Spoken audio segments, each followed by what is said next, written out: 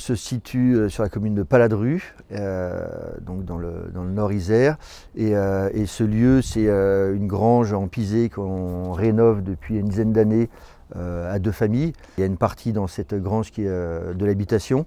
Il y a un atelier de menuiserie et on a aussi dans l'idée de se servir de ce lieu comme lieu de ressources sur la réhabilitation du patrimoine en pisé ici dans la région. Donc on a appelé cette grange la grange Chaumière, un peu en référence à 2-3 granges qu'il y a autour du lac de Paladru, comme la grange Louisia, qui est un patrimoine en pisé avec une toiture en chaume assez caractéristique. La grange d'Imière, qui est une grange à l'autre bout du lac, qui est plutôt une grange sur la culture de la céramique, etc.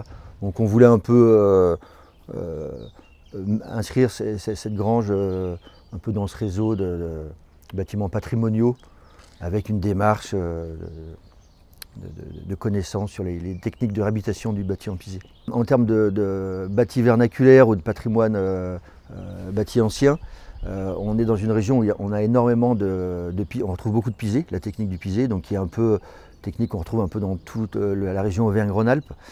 Mais ici, c'est vrai qu'il y a une concentration particulière on va dire dans le Dauphiné, Nord-Isère, avec énormément de bâtis en pisé. Un peu des bâtis de tout type, de toute taille. C'est-à-dire qu'on retrouve, par exemple, vous êtes dans un village ici dans le Nord-Isère, Montferrat pour en prendre qu'un, ou Bilieu.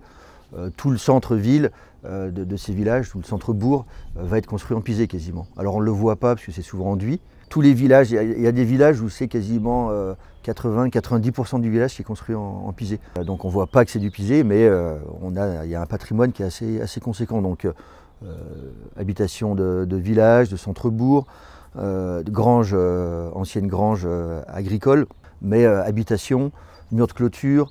On a on a quelques églises qui sont construites en pisé ici, quelques châteaux aussi en pisé. Et puis on se rend compte, on redécouvre au fur et à mesure de creuser, alors les centres-bourgs, mais par exemple le centre de Voiron, qui est quand même une ville moyenne, le centre de la Tour du Pin, de Bourgoin-Jallieu, qui sont des villes un peu nord-isère. On retrouve aussi un patrimoine en pisé, même dans ces centres urbains, avec du R+1, R+2, parfois R+3 en pisé. Donc là, fortement caché sous des enduits, sous des retransformations.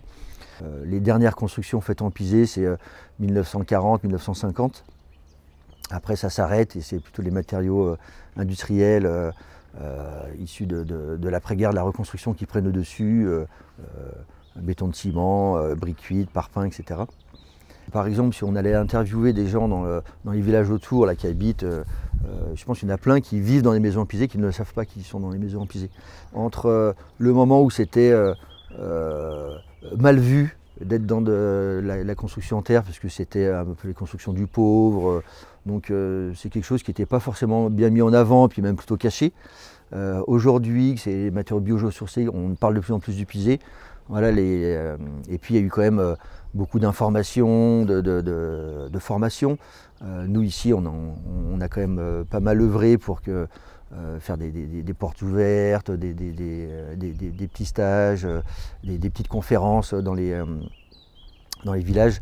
En Auvergne-Rhône-Alpes, on estime, mais bon, ça c'est des fourchettes, on estime entre 1 et 2 millions de bâtiments construits en pisé. Donc en fait, souvent quand on parle pisé, on a l'image, tiens, c'est le Maroc ou c'est l'Afrique. Puis en fait, dans Auvergne-Rhône-Alpes, on est sur un des patrimoines mondiaux construits en pisé, un des plus importants. Lyon, il y a une bonne partie de Lyon qui est construit en pisé avec des immeubles R+5, des immeubles des canuts, ça monte à 20 mètres de haut, entièrement construits en pisé. Tous les maçons ici qui sont installés ont à un moment ou à un autre travaillé sur le bâti en pisé. Vu qu'on a arrêté de construire entre les années 50 et les années 2000 en pisé, il y a eu une perte de savoir-faire sur ce matériau, 1 ou 2 générations de maçons qui ont perdu un peu les connaissances. Et donc c'est vrai qu'il y a beaucoup d'interventions qui ne sont pas adaptées à ce matériau. Il y a beaucoup de bâtiments qui sont mal retapés, mais qui tiennent toujours, hein, qui ont 50 ans de croûte de ciment sur eux et qui sont toujours sur place. La pathologie majeure ici qu'on a dans la région, c'est on a un soubassement qui protège des remontées capillaires. Ce soubassement disparaît sous des hauteurs de route qui remontent. Et là, après, on n'a plus de soubassement. Et il y a le pisé qui est en contact direct avec l'eau, et là, c'est la catastrophe. Donc ça, c'est la pathologie qui crée un peu des effondrements. Après, les enduits ciments, c'est ce qu'on appelle plutôt un facteur aggravant, c'est-à-dire que ça va aggraver le fait qu'il y ait de l'eau qui remonte dans le mur, de l'eau qui ne peut pas s'évaporer, et donc qui va stagner dans le mur. Et là, pareil, ça va aggraver la situation pathogène et participer à un effondrement aussi. Mais oui, c'est dû à un peu des méconnaissances, que ce type de bâtiment, il y a un ensemble de dispositifs de protection pour que ça dure dans le temps. Des soubassements, des débords de toiture, des enveloppes perméables à la vapeur d'eau. Et quand on casse un peu ces dispositifs de protection, on fragilise le bâtiment. Donc il va tenir 10, 20, 30 ans. Et puis après, plus on l'encroute, on va dire, plus il devient fragile, quoi.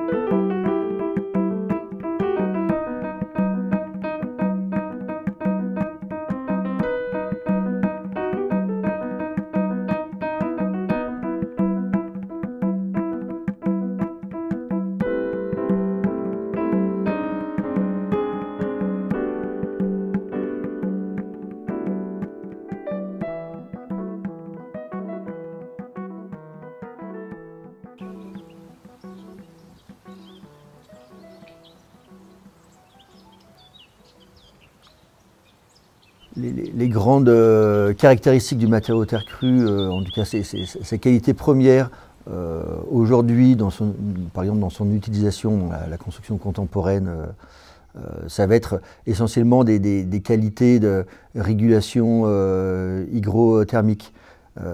Donc on utilise beaucoup ce matériau pour les qualités de confort qu'il peut amener. Donc c'est un matériau qui a beaucoup d'inertie quand on travaille sur de la masse. Donc ça permet de garder de la fraîcheur, garder de la chaleur. C'est toujours intéressant, ça permet d'avoir des courbes de variation thermique très stables.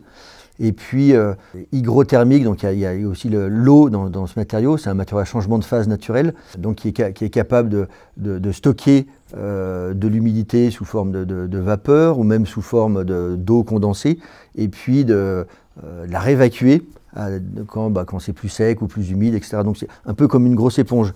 Et ce qui fait qu'on a, pour les températures, on a des variations de température très stables, et ça va faire la même chose pour l'humidité.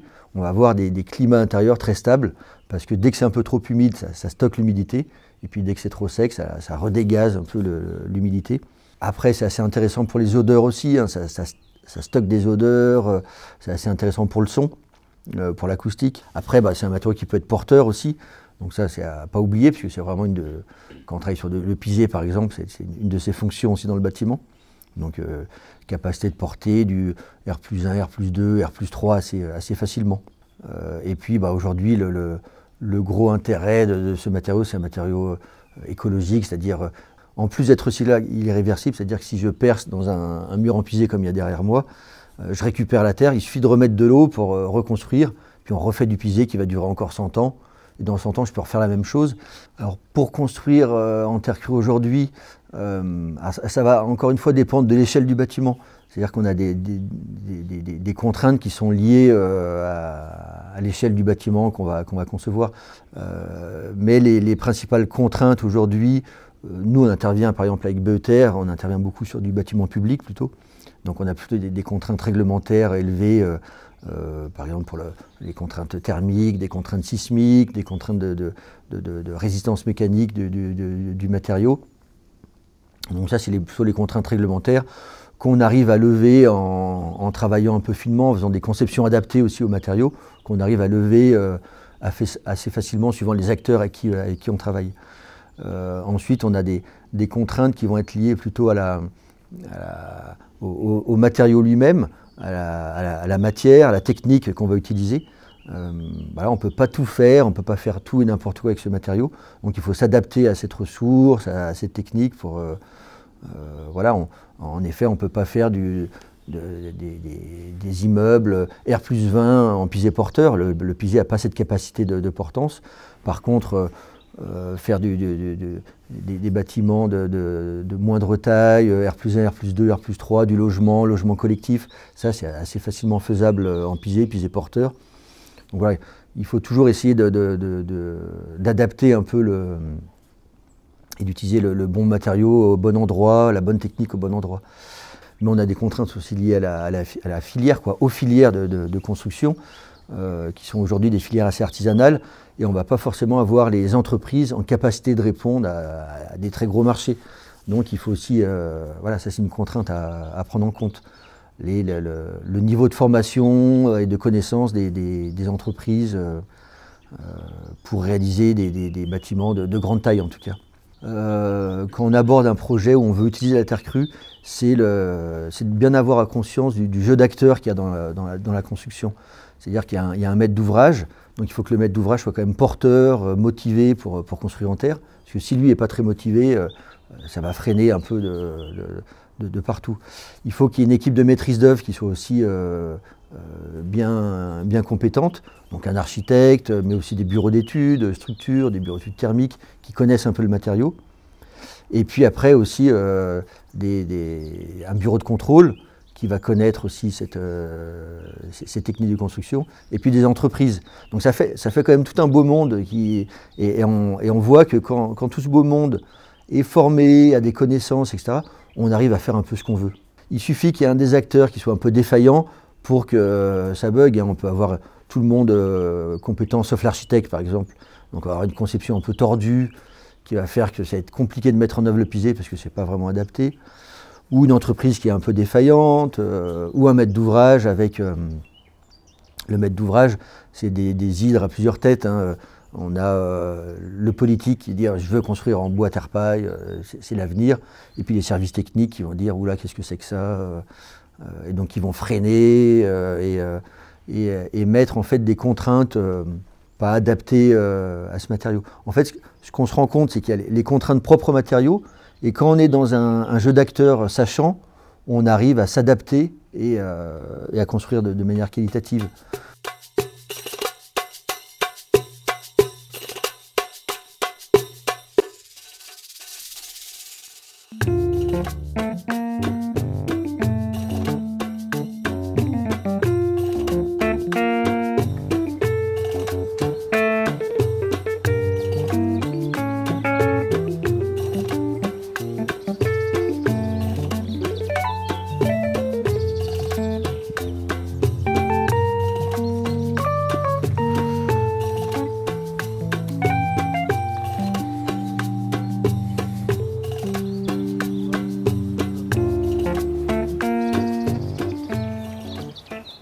Souvent ces bâtiments, on rajoute du poids sur une zone, donc il y a ce problème des fondations, comme on vient s'ancrer au sol. Ouais.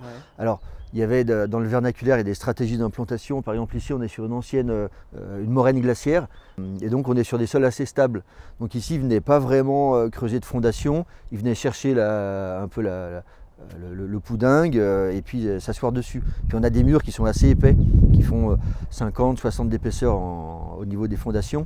Donc du fait de l'épaisseur, c'est un peu comme des pattes d'éléphant, on s'enfonce pas trop dans le sol parce que le mur est assez épais. Le galet, c'est simplement un élément un peu plus gros que le caillou.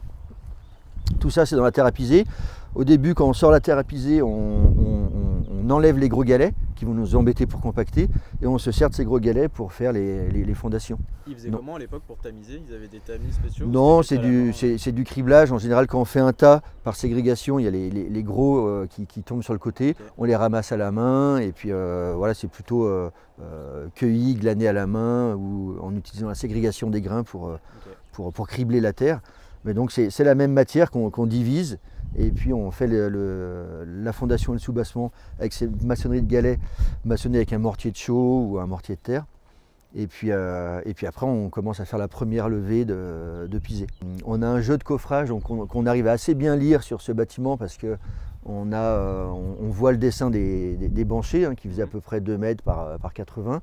Et donc on vient coffrer, compacter la terre par couches successives, et décoffrer, et puis déplacer le coffrage donc en linéaire, comme ça on fait une première assise de pisé, un premier bloc, un deuxième, et puis après une deuxième assise, et on vient croiser les joints à chaque fois. Donc on lit bien le croisement des joints des banchets de pisé sur cette façade. C'est dessiné par ces cordons de chaux qui sont ici assez fortement lisibles. Alors cordons de chaux qui permettent de vraiment bien dessiner la banchée et qui avaient plusieurs fonctions. En tout cas, il y a plusieurs hypothèses sur la fonction de ces cordons de chaux. Il y a une première hypothèse qui est ces cordons de chaux étaient mis en extérieur pour permettre une meilleure accroche pour l'enduit à la chaux qui viendrait être appliqué après coup. Et donc, les cordons de chaux, ils sont coulés dans la banchée? Alors ils sont posés, on fait le coffrage, ouais. On a fini de compacter notre élément de pisé, ouais. Donc on a compacté toutes les couches et là on met un cordon de chaux juste en périphérie du coffrage, donc c'est un petit tas de mortier de chaux qu'on met en périphérie. Et sur un bâtiment de cette taille-là, il mettait combien de temps pour faire le... Bah ça dépend le nombre de personnes.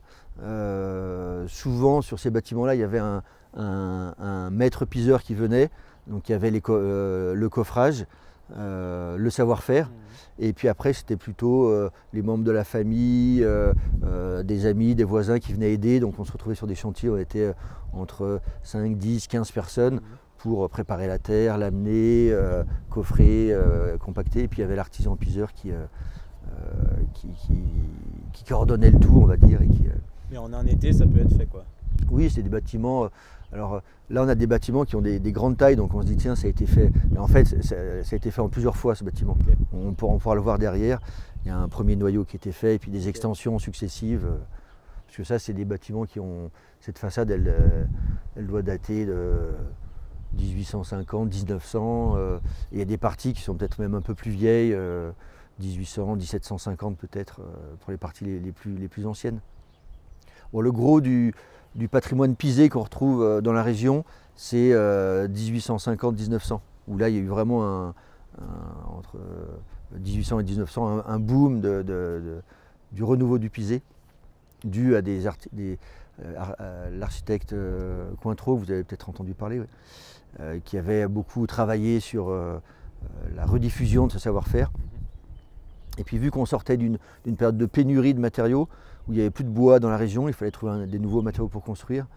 Et la terre s'y prêtait bien, donc ça a été beaucoup utilisé à cette période en matériaux de substitution du bois, de la pierre.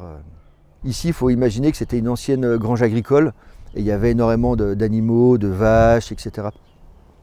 Cochons, poules, à l'intérieur et à l'extérieur.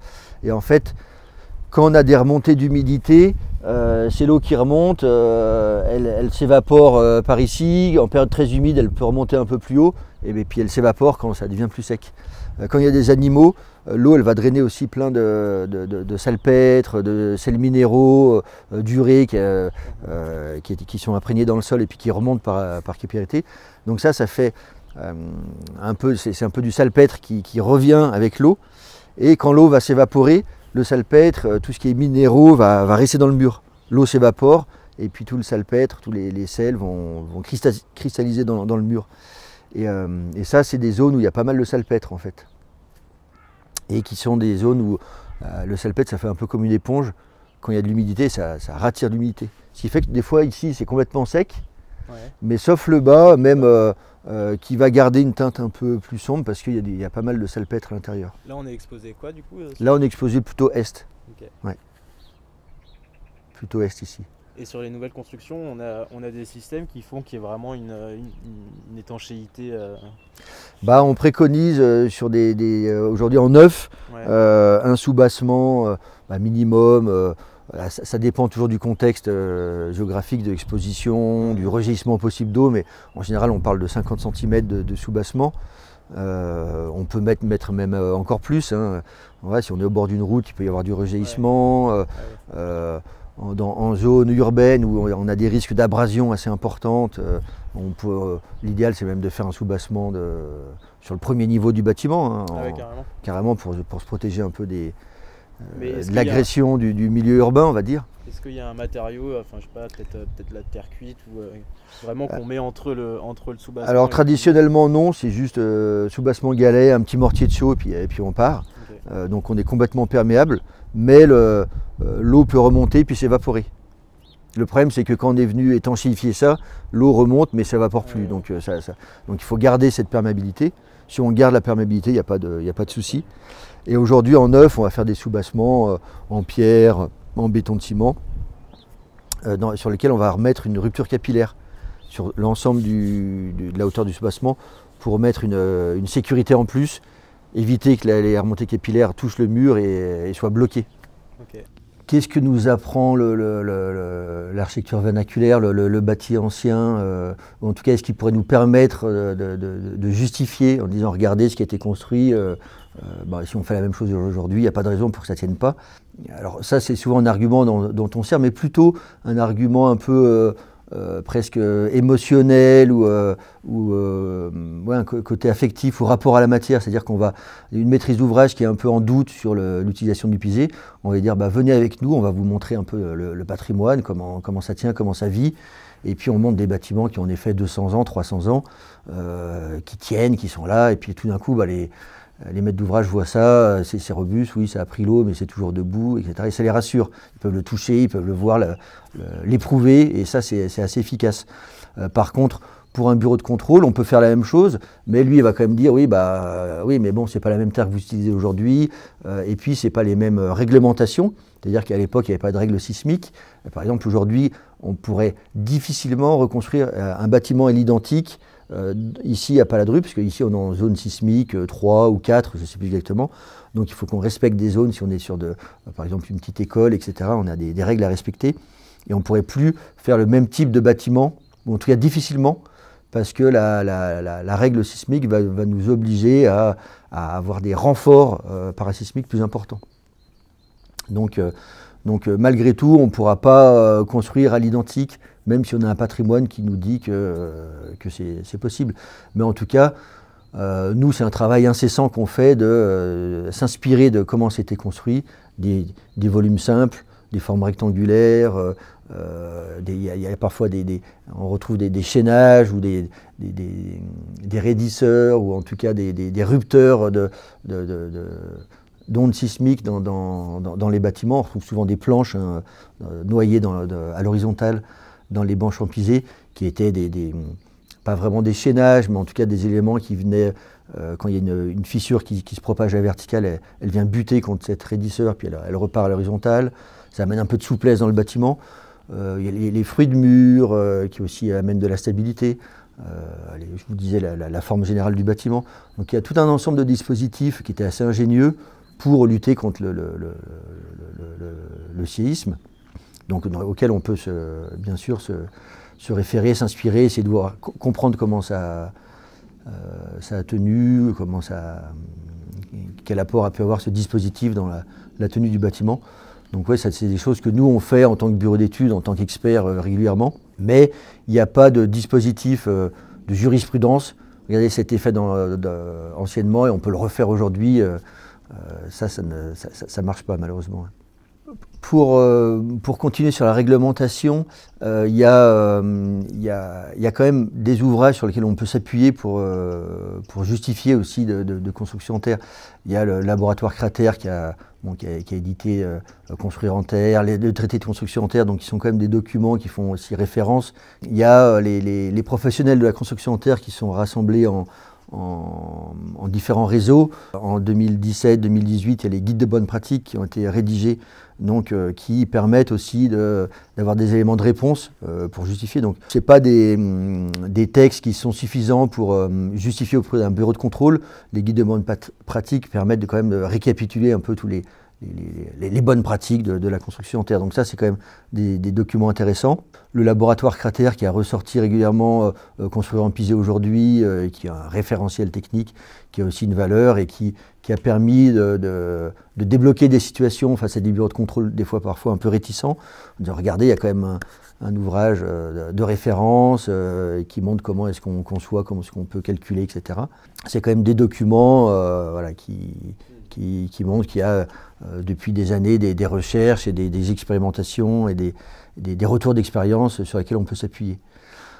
Après, pour les bureaux d'études structures, pour justifier, eux, ils vont, en fait, ils peuvent calculer assez facilement la tenue d'un mur en pisé, ils vont s'appuyer sur ce qu'on appelle les Eurocodes, qui sont des règles européennes, des règles de calcul européennes pour justifier la tenue au séisme, etc. Donc ils peuvent rentrer dans ces Eurocodes et ils vont rentrer les valeurs des matériaux en terre crue qu'ils utilisent. On a aujourd'hui des caractéristiques de résistance mécanique à la compression et ils arrivent à justifier la tenue de certains bâtiments en utilisant les Eurocodes. Alors il faut prendre des marges de sécurité et tout ça c'est des discussions à avoir avec les bureaux de contrôle en disant quelle marge on prend. Et ça dépend des entreprises avec qui on travaille, de pas mal de paramètres. Mais en rentrant avec les Eurocodes, on arrive à justifier l'utilisation de la terre crue aussi. Alors aujourd'hui, la construction en terre crue en France, elle est dans il y a un développement un peu de cette construction assez important. Dans les années 80, 90, 2000, c'était encore un peu un marché de niche.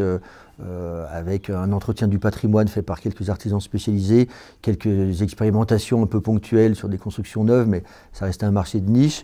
Et puis c'est pendant 20 ans resté un peu un marché, ce qu'on appelle un peu la filière bourgeoise, c'est-à-dire c'est plutôt les gens qui ont des sous, qui se faisaient construire ces matériaux qui étaient un peu des matériaux un peu plus chers, parce que très artisanaux, etc.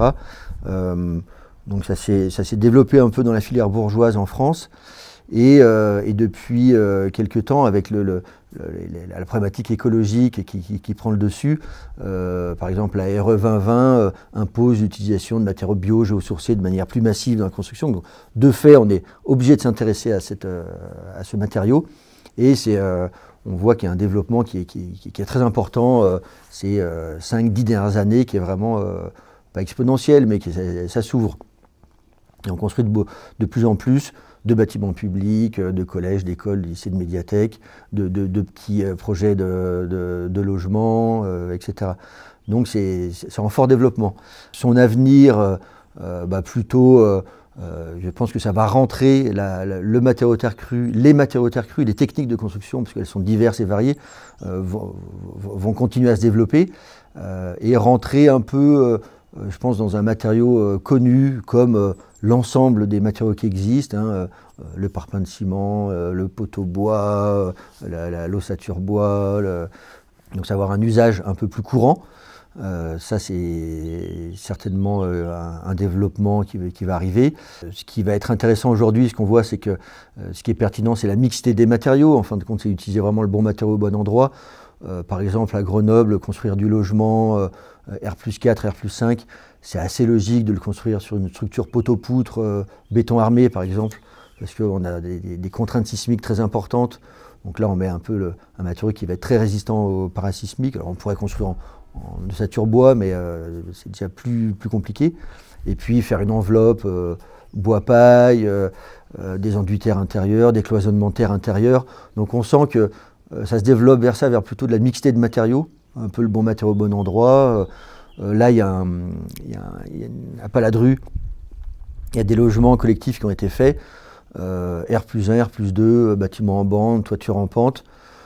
Bon, ça a été fait en conventionnel, parpaing, doublage placo, isolant laine minérale. C'est un peu dommage que typiquement, là, on aurait pu faire du bois terre-paille assez facilement. Je pense avec une conception adaptée, sans avoir trop de surcoûts forcément liés à l'utilisation de ces matériaux qui sont souvent encore un peu plus chers parce que artisanaux, avec des filières moins développées, etc. Mais là, ça aurait été très pertinent et assez faisable. Et c'est assez intéressant d'ailleurs. Ça, c'est le Fresso, l'ingénieur qui parle des transitions écologiques. Il dit qu'en fait, dans la consommation énergétique, il n'y a pas une transition dans nos consommations d'énergie, mais il y a plutôt une accumulation. On utilisait du bois, en fait on a toujours utilisé du bois, puis le charbon s'est accumulé dessus, le nucléaire s'est accumulé, puis le renouvelable s'accumule, et puis en fait on consomme de plus en plus, etc. Et bon, est-ce que le matériau terre, les techniques terre vont remplacer les anciens matériaux ou s'accumuler ça j'ai pas vraiment de réponse. Mais en tout cas, ce qui est sûr, c'est qu'il y a une utilisation plus importante et il y a des usages qui sont très pertinents pour ça. Dès qu'on est sur des bâtiments de taille assez humble, etc., on pourrait tout construire, tout parti avec le bois, la terre, la paille. Ouais. Donc plutôt un marché en développement. Et bon, je pense que la massification va passer par justement la mixité des matériaux et la formation de plus d'entreprises, la formation d'architectes, d'ingénieurs, d'entreprises qui vont être capables de mettre ça en œuvre de manière correcte aussi.